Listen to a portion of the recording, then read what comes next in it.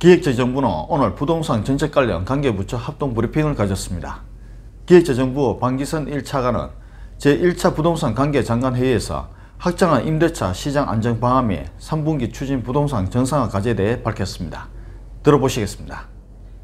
지난 5년간 부동산 시장은 큰 폭의 불안을 경험한 바 있으나 금년 들어서는 금리 인상 기조와 다주택자 매물 출회 확대를 포함한 최근의 정책 노력 등으로 안정세를 유지하고 있습니다.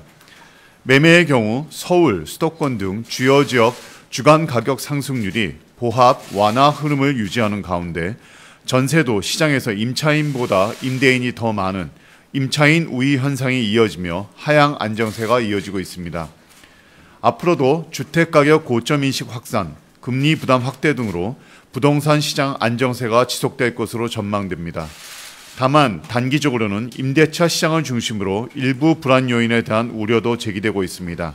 특히 8월부터 2년 전 임대차 3법에 따라 임대료를 5% 이내로 인상한 전세 계약들이 순차적으로 만료되는 가운데 여기에 가을철 계절 수요도 중첩됨에 따라 임차인 부담이 가중될 우려도 있습니다. 또한 서울 아파트 입주 물량 등 국지적 수급 미스매치가 상존하는 상황에서 일부 분양 및 입주 지연 사례가 주택 수급 여건의 장애 요인으로 작용하고 있습니다. 따라서 정부는 세제 금융 지원 및 임대주택 공급 확대를 통해 하반기 임대차 시장 불안 요인에 대해 선제적으로 대응하는 것을 최우선 부동산 정책 과제로 하겠습니다. 아울러 임대차 3법의 경우에는 이미 시장에서 제도에 상당 기간 적응한 점을 고려하여 시장 혼선 최소화, 임차인 주거 안정 기여, 임대인의 합리적 재산권 행사 등을 종합적으로 감안한 개선 방안을 신중히 강구해 나가도록 하겠습니다. 또한 그간 규제 중심의 수요 억제와 주요 지역 수급 미스매치 등이 부동산 시장의 왜곡을 초래한 점을 종합적으로 감안하여 부동산 시장에서 시장 기능의 보다 원활한 작동과 장단기 주택 수급 안정에 기여하면서도 이와 동시에 실수요자들의 생계비 부담을 낮춰 민생 안정에도 기여하는 부동산 정상화를 적극 추진하는 데 역점을 두고자 합니다. 임대차 시장 안정 방안입니다. 정부는 단기 전세 시장 불안 요인에 선제적으로 대응하면서도 기존 임대차 3법의 부작용을 완화 예방하고 임차인을 보다 효과적으로 보호할 수 있도록 실천 가능한 시장 친환적 보완 방안을 마련하였습니다. 우선 임차인 부담 경감을 위해 임대차 시장 참여자별로 맞춤형 인센티브 및 지원을 추진합니다. 정부는 임대차 시장의 공급 주체인 임대인에 대한 인센티브를 확대하여 임대차 시장 가격 안정을 도모하겠습니다. 신규 갱신 계약 무관하게 직전 계약 대비 임차료를 5% 이내로 인상한 이른바 상생 임대인을 대상으로 1세대 1주택 양도세 비과세 및 장기 보유 특별 공제 적용을 위한 실거주 2년 요건을 완전히 면제하고자 합니다. 과거에는 임대 개시 시점에 1주택자가 아니라면 적용되지 않았지만 이제는 비록 상생 임대 계약 체결 시점에서는 다주택자이더라도 상생 임대 계약 후 양도 직전까지 1세대 1주택자로 전환한다면 양도 시점에서 양도세 실거주 요건 면제를 차별 없이 동일하게 적용하겠습니다. 이렇게 되면 갱신 만료 임차인은 신규 계약 체결 과정에서의 가격 상승 부담이 완화되고 임대인이 양도세 실거주 요건 충족을 위해 불필요하게 자가로 이주하고 이어서 임차인이 퇴거할 수밖에 없는 불가피한 상황을 방지할 수 있습니다. 또한 정부는 8월 이후 갱신 계약이 만료되는 서민 임차인을 대상으로 그간의 가격 상승률을 반영하여 정책 금융인 법팀목 전세대출의 보증금과 대출 한도를 확대하겠습니다. 아울러 임차인 전반의 부담을 덜어드릴 수 있도록 월세 세액 공제율을 10 내지 12%에서 12 내지 15%로 확대하고 임차 보증금 원리금 상환액에 대한 소득 공제 한도도 연 300만 원에서 400만 원으로 확대하겠습니다. 이에 따라 18년 8월 3억 원 84제곱미터 전세 아파트에 거주하다가 22년 8월에 보증금 3억 원, 월세 30만 원 반 전세로 신규 계약하게 된 총 급여 5,500만 원 임차인의 경우에 연간 월세 부담액 360만 원 중 54만 원을 월세 세액 공제를 통해 절감할 수 있게 됩니다. 다음으로 임대차 시장의 근본적인 수급 안정을 위해 단기 임대주택 공급도 활성화하겠습니다. 첫째, 업계 애로사항을 적극 반영하여 민간 건설 임대를 선제적으로 확대하겠습니다.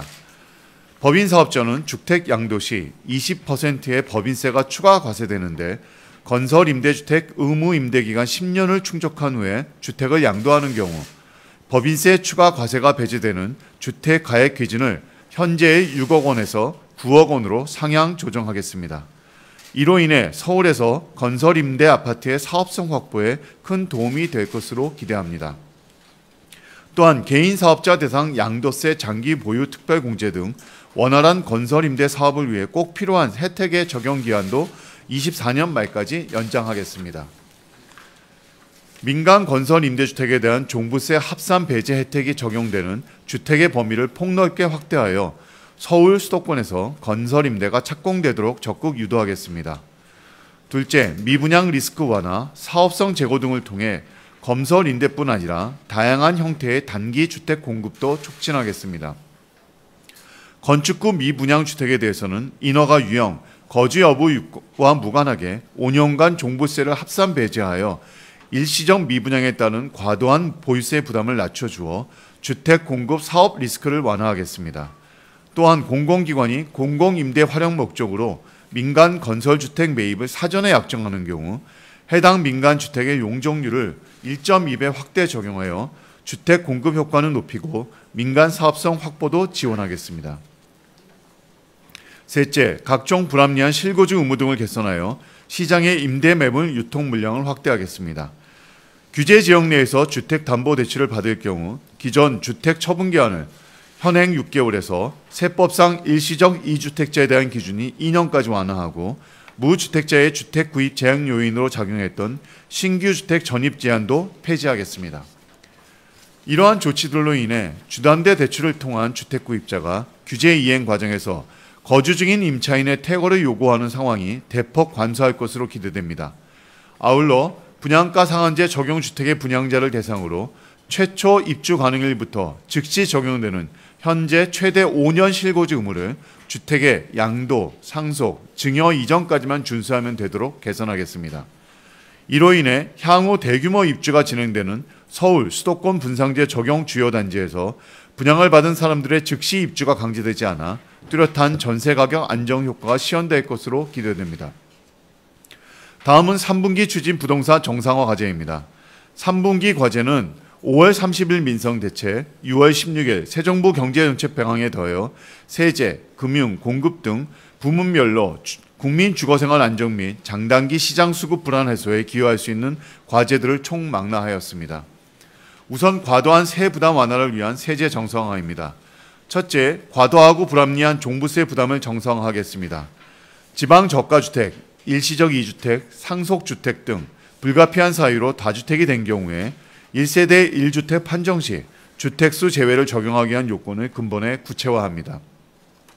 특히 지방 저가주택과 관련하여서는 기존에 보유한 1주택 외에 농어촌 지역 고향에 저가주택 한 채를 보유하는 경우 주말 농장 활용 목적으로 주거용 임시 가건물을 신축한 경우 등의 소재지 특성상 투기 목적과 연관성이 없고 처분이 쉽지 않음에도 1세대 1주택 혜택이 종료되어 세 부담이 과도하게 늘어나지 않도록 하겠습니다. 한편 과도한 보유세 부담을 적정 수준으로 환원하기 위한 세율 인하 등 근본적인 종부세 개편 정부안도 7월 세법 개정안을 통해 확정하겠습니다. 둘째, 생애 최초 주택 구입 시 연소득, 주택가격 제한 없이 누구나 200만 원 한도 내에서 취득세를 면제하도록 하겠습니다.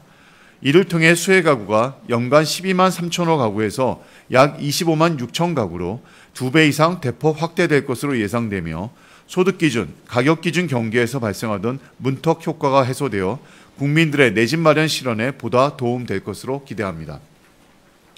다음은 주거 안정을 위한 실수요자에 대한 금융 지원입니다. 첫째, 청년 신혼부부 대상 40년 만기 정책 모기지에 소득이 적은 대출 초기의 상환 부담을 완화할 수 있는 체증식 상환 방식을 신규로 도입하겠습니다.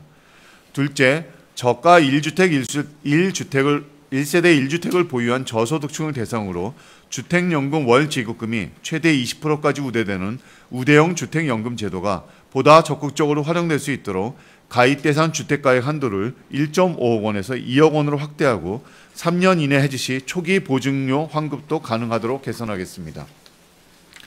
마지막으로 시장 기반의 공급 확대 및 규제 완화입니다. 첫째, 새 정부의 종합적인 주택 공급 로드맵이라고 할 수 있는 지역, 사업 유형, 연차별 250만 원 플러스 알파 공급 계획 수립을 조속히 마무리하여 7, 8월쯤 확정 발표하고 사업 유형별 시범 사업지도 발굴하여 함께 제시하겠습니다. 둘째, 청년들의 자산 형성과 중산층 성장 지원을 위해 생애 주기별 맞춤형 청년 주거 지원 패키지도 마련하겠습니다. 준비기에 청년 신혼 부부에게는 임대주택 15만 호를, 도약기 청년에는 저렴한 분양가로 청년주택 50만 원을 공급하고 완성기 청년을 위해서는 중소형 주택 추천제 도입 등을 통해 일반 청약 기회까지 넓혀주는 방안을 조속히 구체화하여 8월, 9월 중 발표하도록 하겠습니다. 반기말로 재검토해야 하는 규제지역 지정 해제의 경우 주택시장 상황과 시장에 미치는 영향 등을 고려하여 주거정책심의위원회를 통해 심층 검토할 예정으로 이번 달 말에 별도 발표토록 하겠습니다. 한편 기획재정부 방기선 1차관은 현 분양가 상한제, 고분양가 심사 제도 등의 분양가 제도의 경우 그간 공급 현장을 반영하지 못하는 불합리한 부분과 경직적 운영을 개선하여 주택 공급을 촉진하고 국민 주거 안정에 기여하도록 하겠다고 밝혔습니다.